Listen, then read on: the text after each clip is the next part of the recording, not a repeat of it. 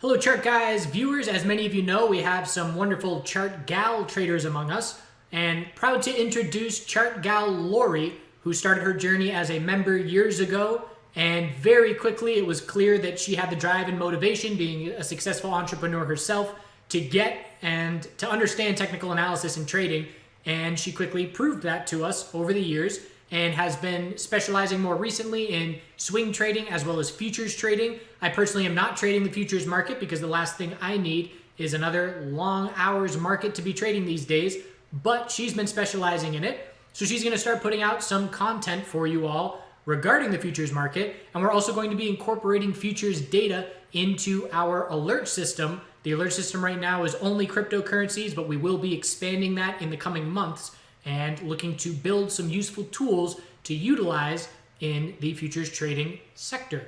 So without further ado, here is Chart Gal's Lori. Hi, this is Chart Gal Lori bringing to you Fab4 Futures. We are going to start with Nasdaq, SPY, Dow, and the Russell, and I have them organized here from strongest to weakest. And that is true for today and also true for the bounce over the last month or so. Nasdaq has definitely been carrying the baton. So as you can see, if we have a fib replacement, if we draw one from February 17th to the low of the week of March 23rd, we are above the 786 retracement on Nasdaq, showing extreme strength. We are very close to the all-time high. Let's see how far we are from the all-time high on the Nasdaq, just a quick 4% away. So very strong. And also I'd like to orient you to my chart. The green line is the 12 EMA, the red line is the 26 EMA, and the yellow line is the 50 MA, just for reference. So today, let's just zoom into the hourly and look at this bounce on Nasdaq, and it happened on nice volume too. We had about a 2.4% bounce that really got the market going. I know this is slightly deceiving. If we look at SPY, we close, above green for the day. However, this was pretty impressive, the overnight low, and then to recover in such a fashion, that was pretty good by the bulls.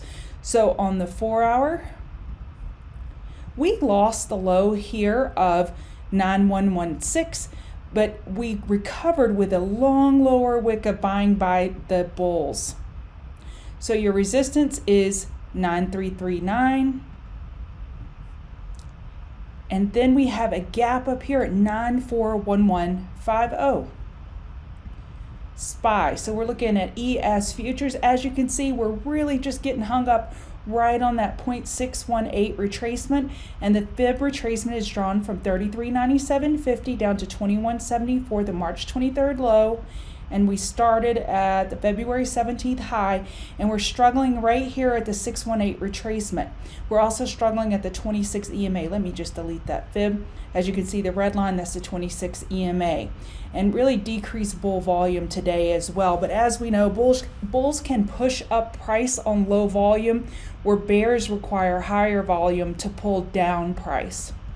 The Dow is definitely one of the laggards, not as weak as IWM and RTY, but it's definitely one of the laggards. It's struggling with the 12 EMA, and we're right at a little slightly above the 50% retracement.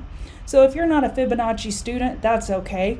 If we look at the February 10th high down to the February 23rd low, and we just measure that, we're bouncing almost up 50%. So what does that mean? When we start healthy consolidation, we have plenty of room to make a higher low.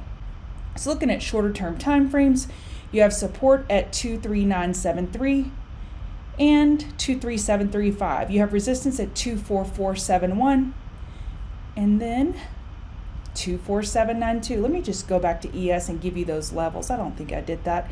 4-hour support 288975 and 28675. Your resistance after that 2947 is 2965.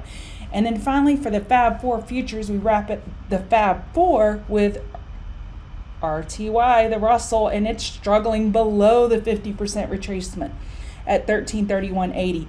We are above the 12 EMA, and we're not quite below the 26 EMA. We're not quite touching it, but just want to note the flattening of the EMA. So that's the slope of the EMA, which we refer to as the SOTIMA. It's flattening, showing that the bear selling has subsided substantially. And even though it's only a 50% bounce, we have plenty of room to make a higher low on RTY. So on the 4 hour, the support is 1297.30 and 1295. Resistance 1341 and 1374. And this is from April 29th. And you'll notice of the 4 sectors, each sector is dealing with resistance back from April 29th, except for Nasdaq. Nasdaq cleared that April 29th high of 914475. Plenty of room to go. So these 3 sectors, ES, YM, and RTY, as stated before, are not as strong as Nasdaq.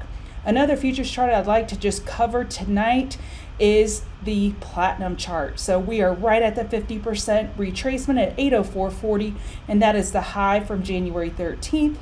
The low of March 16th, and we're really struggling with the 12 EMA. We have weekly inside bars to watch that may come into play, and the weekly resistance is 801 and the low is 75770. This may provide a short opportunity. Bear volume would have to increase, but as you can see, it's almost as if no one's interested in either buying or selling, and we have a possible 4 hour bear flag. So I'm interested in a platinum short should it set up. And then finally we have the Aussie dollar. So the Aussie dollar is 6A in futures, and if we just zoom out a little bit, we can see how weak this chart is.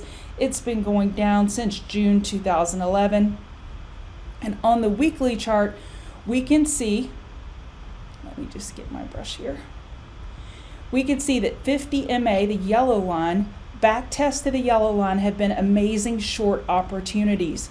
So I am targeting this yellow 50 MA, and this, I kind of drew a little ellipse here just to kind of draw attention to it. If we could get a decent bounce on low bull volume, I'm watching this bull volume, it needs to stay this level or lower for me to be interested in a 6A short. If you don't trade futures and you still have a little bit of interest in this ticker, you can trade AUDUSD, that's the Aussie dollar relative to the US dollar. Same thing, 50 MA is resistance. And then finally the FXA, which is a ticker that you can trade in options, either long or short. Of course, at this point, the setup for me is only to the put side, to the short side, and possibly entering puts around this 50 MA. Of course, there's no guarantees that these trades work out, but it's just some nice, interesting setups for you to keep an eye on. Thank you for joining me on my first Fab4 Futures foray, and I hope to see you around.